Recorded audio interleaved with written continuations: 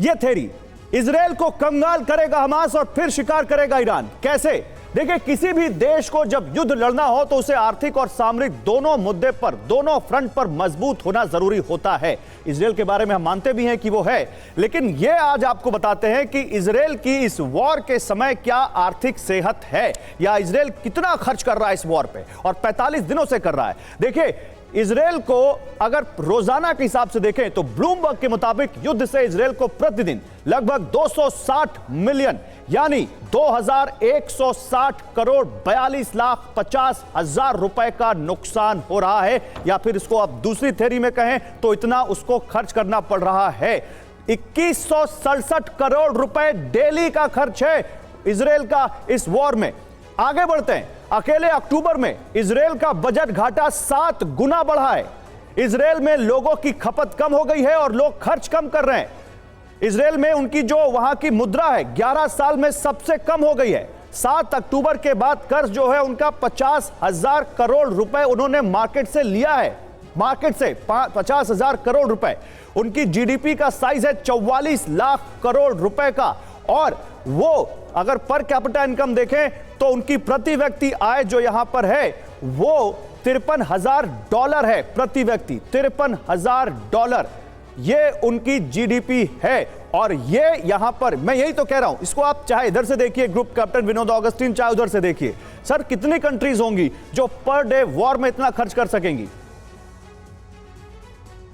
बिल्कुल, हम वही डिस्कस कर रहे हैं, और ये खर्च करने का जो इनकी क्षमता है ये घटने वाला नहीं है। और जनरल साहब ने भी बहुत सही तरीके से आपको अपने को बताया कि कितना हद तक इनका एक्सपोर्ट है।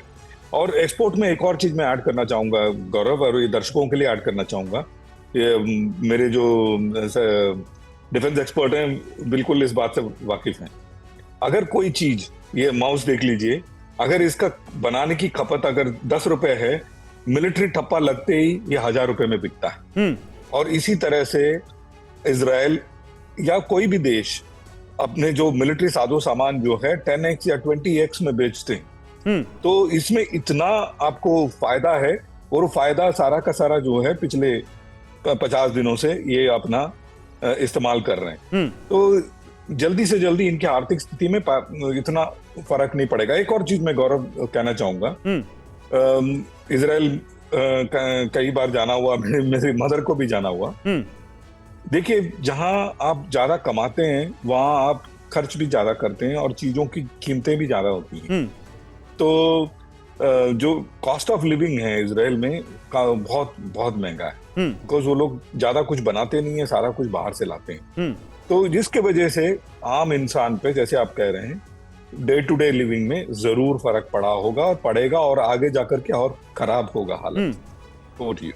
ठीक है, लेकिन इसके दो ही कारण हो सकते हैं सर, या तो वो खर्च कम कर रहे हैं या उनकी आमदनी कम हो गई है, और इसीलिए यहां पर कंजम्पशन में कमी देखने को मिल रही है। लेकिन लॉन्ग टर्म में जो ईरान का प्लान है, जिस तरह से जनरल कुलकर्णी हम बार बार कह रहे हैं कि ईरान का ये प्लान का फेज 1 है। फेज 1 में वो हमास के जरिए इजराइल को कंगाल करना चाहता है, और फिर हिजबुल्लाह, हूती और फिर ईरान आएगा।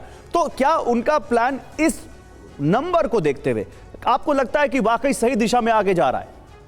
देखिएगा गौरव, इस पे कोई शक नहीं कि अगर आप 30,000 भी फाइटर्स अगर कहते हैं कि हमास के थे, और अगर वो हम ये सोच करके चल रहे हैं कि अगर इजराइल कह रहे हैं कि उसने 10 पलटनों को पूरा खात्मा किया है जबकि 24 पलटन हैं, तो यानी कि तकरीबन 60% अभी भी फाइटर्स हमास के जिंदा हैं और लड़ने की काबिलियत रखते हैं। और नॉर्दर्न गाजा को अगर पूरा फ्लैटन आउट भी नहीं किया, चलो तबाह करके रखा है। 22 लाख की आबादी सदर्न दक्षिण गाजा में है, इतना आसान नहीं होगा, इस पर कोई शक नहीं।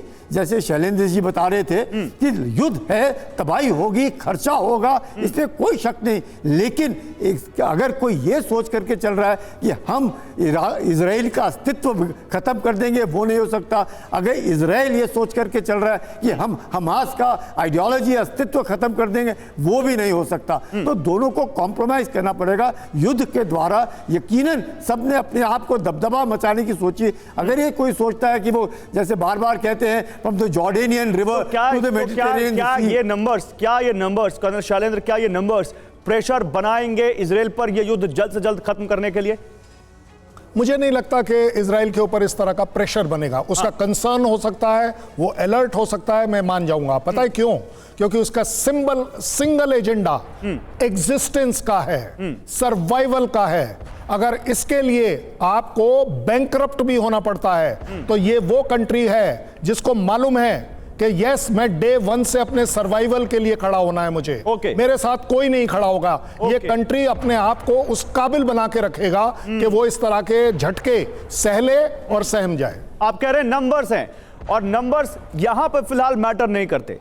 ये नंबर्स यहां बिल्कुल मैटर नहीं करते, और इजराइल के लिए सबसे बड़ा जो मकसद है वो है अपने सर्वाइवल का, और इजराइल उसके लिए चाहे जितना पैसा हो बहाता रहेगा पानी की तरह। ठीक है, लेकिन इसी बीच देखिए कुछ वीडियोस आ रहे हैं। 7 अक्टूबर के हमले का एक सीसीटीवी फुटेज आया है। 7 अक्टूबर के हमले का सीसीटीवी फुटेज आपको दिखाते हैं। 7 अक्टूबर के हमले का ये सीसीटीवी वीडियो बताता है हमास की दरिंदगी। ये बताता है हमास ने किस तरह से आम लोगों को दौड़ा दौड़ा कर मारा। आप देखिए कुछ लोग कैसे भागते हुए जा रहे हैं, और उनके पीछे एक हमास लड़ाका हाथ में गन लेकर उनके पीछे भाग रहा है, उनको गोलियां उनके ऊपर मार रहा है, उनके ऊपर फायर कर रहा है। और कुछ इस तरह से 7 अक्टूबर के एक हमले का एक और वीडियो हमास की दरिंदगी दिखाता है। लेकिन उसके बाद क्या हुआ है? उसके बाद युद्ध शुरू हो गया है। उसके बाद चाहे वो लेबनान का फ्रंट हो या गाजा का, इजराइल दोनों तरफ से युद्ध लड़ रहा है। और हिजबुल्लाह का ड्रोन अटैक देखिए, इजराइल पर हिजबुल्लाह ने कुछ इस तरह से ड्रोन से हमला किया जिसकी तस्वीरें हम आपको दिखा रहे हैं। ये हिजबुल्लाह का ड्रोन हमला है। हमारी आज की इस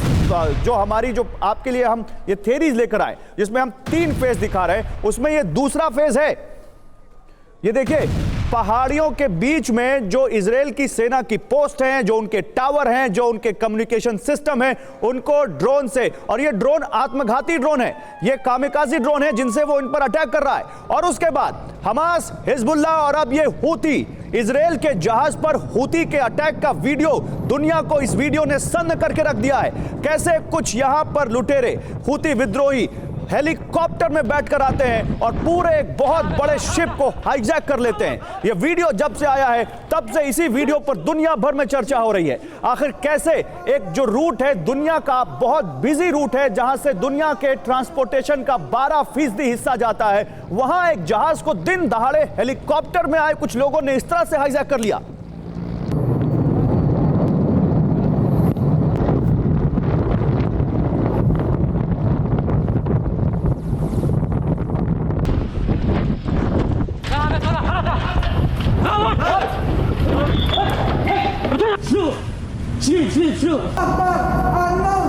और देखिए यहां पर धार्मिक नारे भी लगाए जा रहे हैं। हूती विद्रोही यहां पर अल्लाह अकबर के नारे भी लगा रहे हैं। इन नारों को भी आप सुन सकते हैं। तो यह है हूती विद्रोहियों का वो वीडियो जिसने आज पूरी दुनिया को सन्न कर दिया है।